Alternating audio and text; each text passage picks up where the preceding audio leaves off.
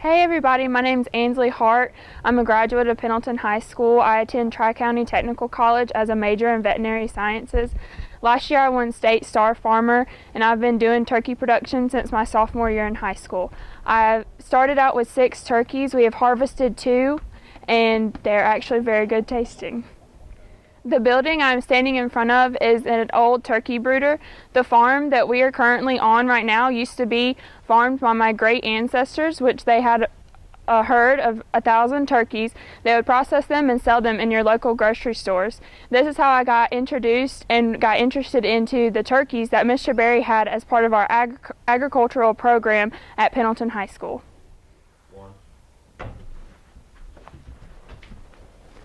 This is what the turkeys were placed in to be incubated. These are the turkeys here on the farm. I have 1 tom and 2 hens. They're very easy to care for. I started out with 6, as mentioned before.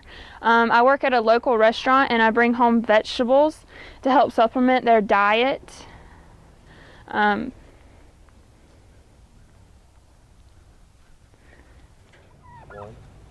Within this project with Pendleton FFA, I've helped to preserve this heirloom breed of turkeys, and it has been an integral part in my supervised agricultural experience.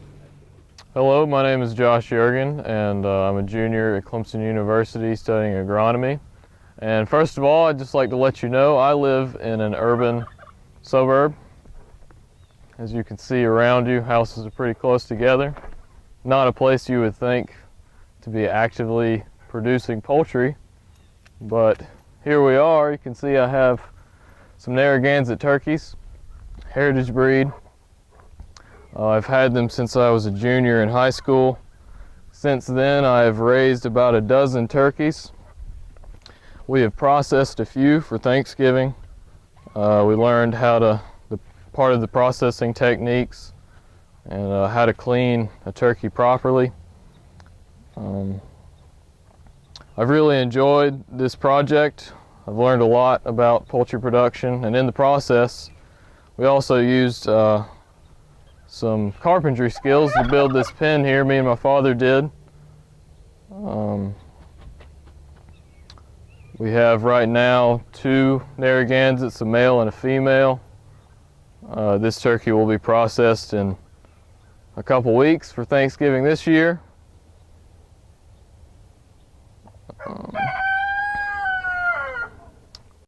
And now let's take a look inside the pen. A big reason I'm a proponent of this SAE project is its role in conservation.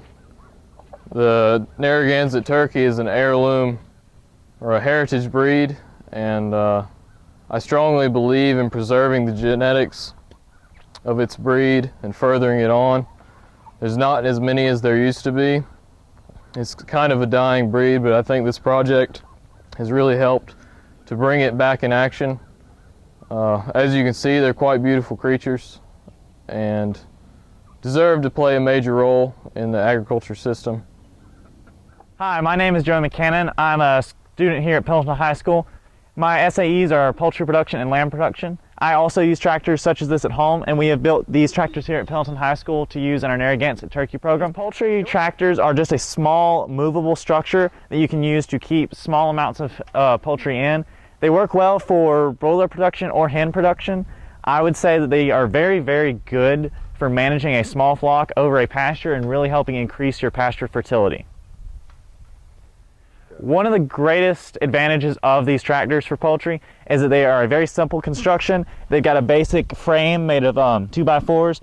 The 2x4s are used to spread a cattle panel over the top, which supports the tarp to give wind protection and weather protection.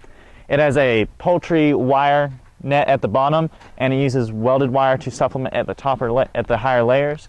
Now, it works very well for this. It gives basic protection against the elements and also provides protection from predation, which of course is a major concern with pasture poultry.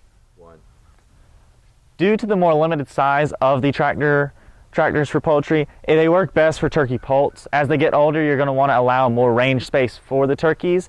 They're going to want to move farther and have more access to the pasture, but at night they're good to put them back up in and have that protection against nocturnal predators. For the Pendleton FFA Narragansett Turkey Project, these tractors have been excellent. They can house easily up to 3 mature turkeys, but they'll need access to free range on the pasture. They're a good shelter at night. They just need to make sure that they are locked up at night and let out during the day. They can hold up to 10 turkey poults comfortably while they're still in their young stages. For the Narragansett Turkey Project, we move the shelters very frequently to allow them fresh pasture as the grass is eaten down and fertilizer is deposited. Now, these tractors are very, very easy to move for a solo person over a level plain.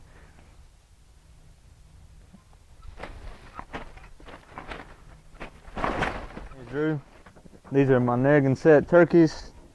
This right here is the Tom, which this is a male turkey. That's my female. They call that a hen. These turkeys are threatened. There's only 5,000 left in the world. And they originated from Rhode Island. So they're only a domestic animal in North America. You see that the male's face is redder than the female's, and it's got darker. Want to come pet them?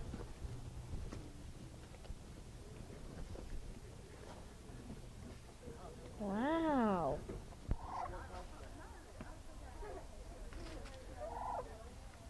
My name is Drew Brock. I'm in the Pendleton FFA. Having this breed has given me the opportunity to teach our kids about the conservation of these turkeys.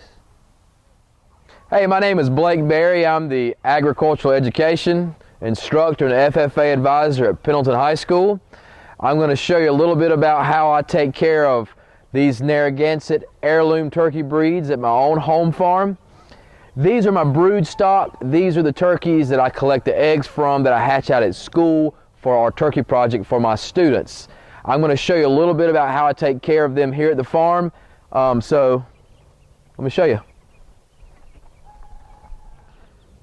All right, this is a young Narragansett Tom. I can tell he's a male for several reasons. He's getting his little beard. His little beard is starting to come out right there. They don't get very large beards like the Eastern wild turkey, but you can generally tell a male because their head's usually red, gets engorged with blood.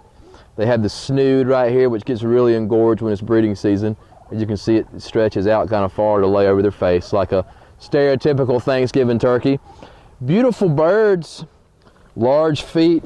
They have this barred pattern. They look very similar to their closest relatives, the Eastern wild turkey, but they make great pets and they also make great Thanksgiving dinners.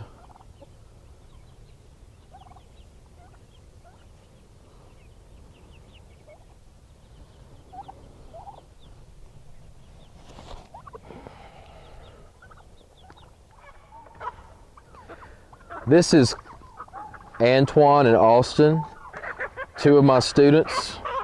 They help me out here a lot on the farm. As you noticed earlier, I keep the adult hens and toms in one of the chicken tractors that we talked about earlier today while we were still at school.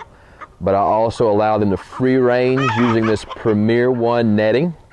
And you can hear that very loud. They don't be locked up in the chicken tractor for a long time.